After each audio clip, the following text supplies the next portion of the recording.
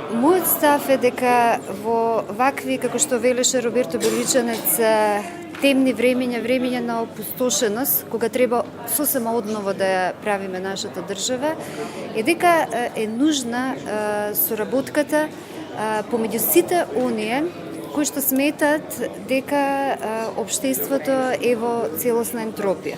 Јас сум една од тие. Многумина од моите пријатели рекоа дека нема да дојдат затоа што се чувствуваат истоштено и обезнадежено. Да, ситуацијата е таква, но сметам дека нема друго. Надежта сега не е во игра, сега е дејствувањето. Мора да заборавиме на надежта.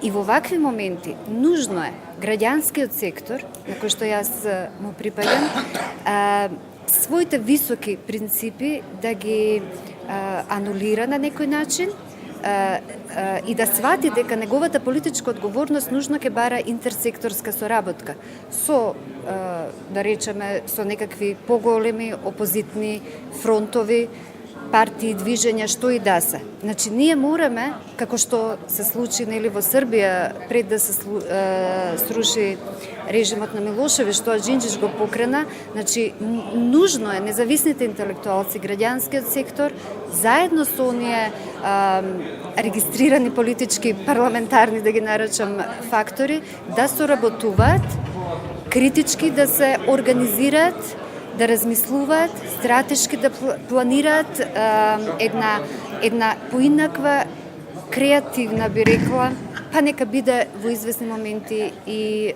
утописка политичка емансипација, за да може да се артикулира, повторно ќе кажам, новиот формат на државата и на државноста. Дали ова прашање што да се прави, кое знаеме дека е на Чернишевски, па потоа и Ленин го користи, ќе добие токму денеска одговор? Јас не верувам дека ќе го добие тој одговор, но живееме во едно време кога мора просто и на символичко равниште да оставаме трага.